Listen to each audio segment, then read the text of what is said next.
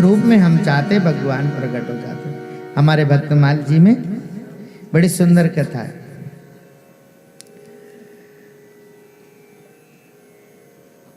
एक राजा के यहाँ महात्मा आए, और महात्मा जब कहीं किसी के घर जाते हैं ना तो अपना बटुआ साथ में लेके जाते हैं, और ठाकुर जी का बटुआ अपने साथ में लेके जाते हैं।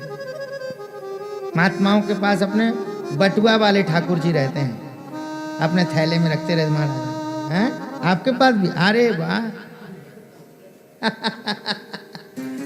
तो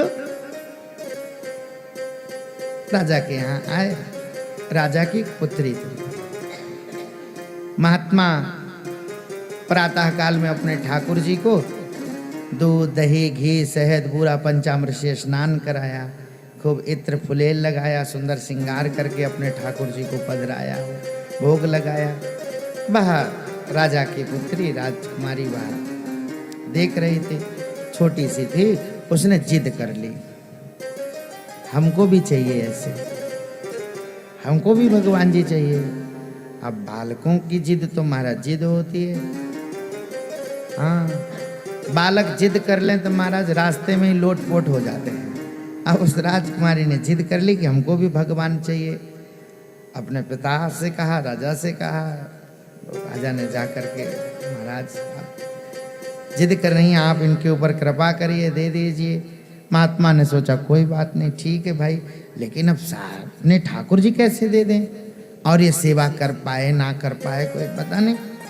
इसलिए महात्मा जी के स्नान करने के लिए नदी में, वहीं से एक गोला सा चिकना सा पत्थर उठा लाए, ले आए वहां से, और ले करके आए, और आ करके उसी को आज स्नान करा करके सुंदर तिलक चंदन लगा करके उसको दे दिया। ले सेवा करना खूब। हाँ हाँ। उसने पूछा, महाराज आपके ठाकुर जी का तो नाम है, सबके ठाकुर जी का नाम होता है भाई, आपके ठाकुर जी का नाम तो लड्डू गोपाल है, हमारे ठाकुर जी का क्या नाम है? महात्मा सोचने लगे, अब इसके भगवान का हो तो नाम रखें, क्या नाम रखें? महात्मा ने कहा, तेरे भगवान का नाम सिलपिल्ले भगवान है, तेरे भगवान का नाम सिलपिल्ले भगवान है। अब वो अपने सिलपिल्ले भगवान की सेवा में लग गई, पूजा सेवा करती रही। उस राजा के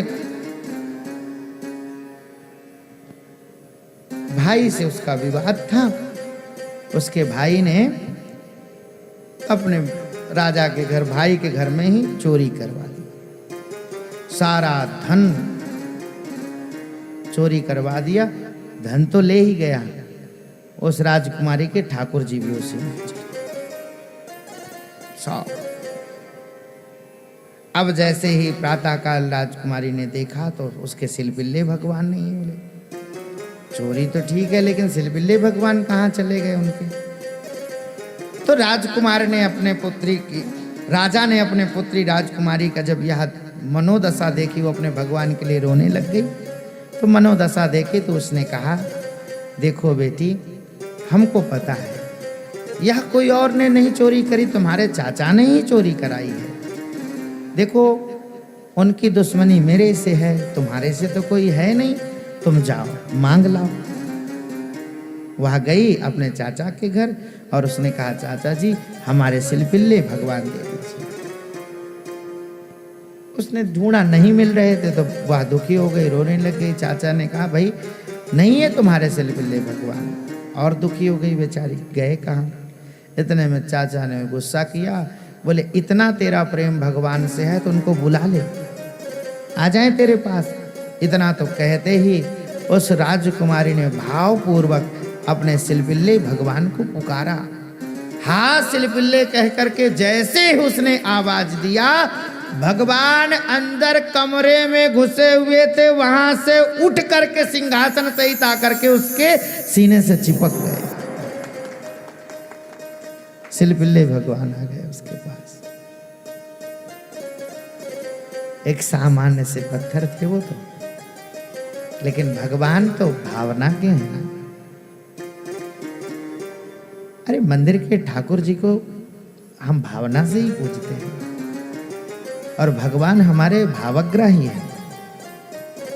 भगवान हमको भाव से ही मिलते हैं। वो कौन है, क्या है, कैसे, इसके चक्कर छोड़ो, तुम तो भावना से पूछोगे तो वो आपको मिल जाएंगे। और श्री हमारे महाराज जी कहते हैं तुम्हारी श्रद्धा काम करेगी, तुम्हारी श्रद्धा ही तुम्हारा काम बनाएगी। और तुम्हारी श्रद्धा नहीं है तो प्रत्यक्ष भगवान खड़े हो जाएं तो भी कुछ नहीं हो सकता। अरे दुर्योधन दुशासन के सामने भगवान क्या नहीं जाते थे क्या? उनके सामने खड़े नहीं होते थे क्या भगवान? लेकिन वो तो खड़े होते थे, सामने खड़े होते थे, लेकिन फिर भी उनकी बुद्धि सुधरती नहीं थी। तो भगवान तो भावग्राही है।